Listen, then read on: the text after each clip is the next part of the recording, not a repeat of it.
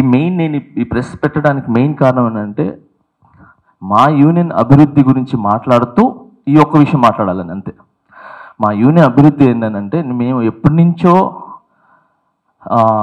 ఫలానా ఒక ప్లేస్లో ల్యాండ్ తీసుకున్నాం అనమాట. ఏది మేము మన యూనియన్ సంబంధించింది. ఆ ల్యాండ్ మన యూనియన్ నుంచి 5 కోట్లు ఇచ్చి ల్యాండ్ కావాలని చెప్పి మేము మన ఫౌండర్స్ కానీ వీళ్ళందరూ డిసైడ్ అయ్యి చెప్పారనమాట, ఇచ్చారు. ఆ ల్యాండ్ అనేది ఒక దగ్గర ఇరుక్కుంది.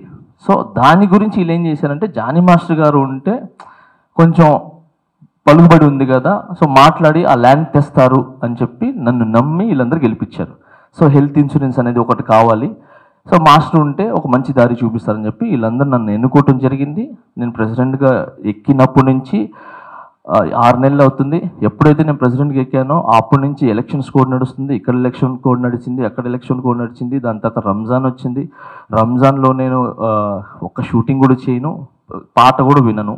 సో ఇంట్లోనే ఉండి నికరంగా నేను ఫాస్టింగ్ ఉంటా. సో దాని తర్వాత అక్కడ ఎలక్షన్స్ జరిగింది. సో వెళ్ళాము కళ్యాణ్ అన్నకి, నాకున్న దాంట్లో ఏదో నేను హెల్ప్ చేసి, అంటే హెల్ప్ కూడా కాదు, కృతజ్ఞత. సో అదంతా అయిపోయింది. వచ్చిన వెంటనే ఇక్కడ పనులు మొదలెట్టాం. ఏం పనులు అంటే హెల్త్ ఇన్సూరెన్స్ గురించి. సో హెల్త్ ఇన్సూరెన్స్ నేను మన చరణ్ గారితో మాట్లాడటం జరిగింది. 600 మంది కుటుంబాలు ఉన్నారు. ఉపాసన వదినతో మాట్లాడటం జరిగింది. సో ఆ ప్రాసెస్ జరుగుతుంది. మన యూనియన్ నుంచి అన్ని కలెక్ట్ చేస్తున్నారు.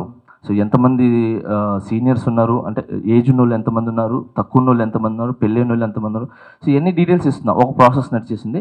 తర్వాత ల్యాండ్ ప్రాసెస్ కూడా నడుస్తుంది.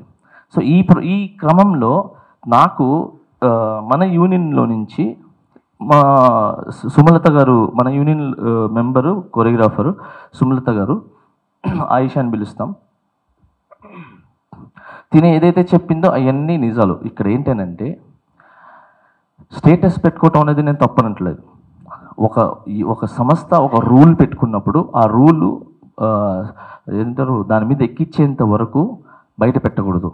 సో అది పెట్టినందుకు నేను ఫోన్ చేసి మాట్లాడటం, ఆయన ఏమంటారు, నేను ఫోన్ చేసి కమిటీ దాంట్లో పెట్టాం. ఏది దాంట్లో ఉంది కదా కమిటీ, దాంట్లో నేను కూడా వాయిస్ నోట్ పెట్టా. ఏం వాయిస్ నోట్ పెట్టానంటే, మన యూనియన్కి సంబంధించిన విషయాలు బయటికి వెళ్తున్నాయి, అది బోర్డులు పెట్టక ముందే పెడుతున్నారు, ఆ విషయాల్ని పెట్టద్దని చెప్పి తీసిపిచ్చేయండి అని చెప్పి నేను పెట్టేసిన తర్వాత కొంతసేపటికి ఫోన్ వచ్చింది. నా చేతిలో లేదు, మా అబ్బాయి చేతిలో ఉంది. నేను ఫోన్ చేస్తున్నాను. సిరాజ్ ఎత్తాడు, మా అబ్బాయి ఎత్తి స్పీకర్ ఆన్ చేయరా అన్న. ఆన్ చేయగానే ఆయన ఎత్తుకోవటమే, మీరు తీసేయమన్నారంట కదంటే, అవునన్నా తీసేసేయండి, అది యూనియన్కి సంబంధించింది కదా, దాన్ని తీసేయండి అని చెప్తే నువ్వు ఎవడు చెప్పడానికి అన్నాడు. సో అనగానే నేను యూనియన్ ప్రెసిడెంట్ని అండి అని అనగానే అక్కడి నుంచి ఆయన ఇది 10:30 ఆ టైంలో ఇంకా ఆయన లాంగ్వేజ్ మారిపోయింది. ఆయన తిట్టడం స్టార్ట్ చేశాడు. చేస్తే నాకు కోపం వచ్చింది. నేను అరిచాను, అన్న ఇలా మాట్లాడకూడదు, తప్పు, ఇది చాలా తప్పు అని చెప్పాను.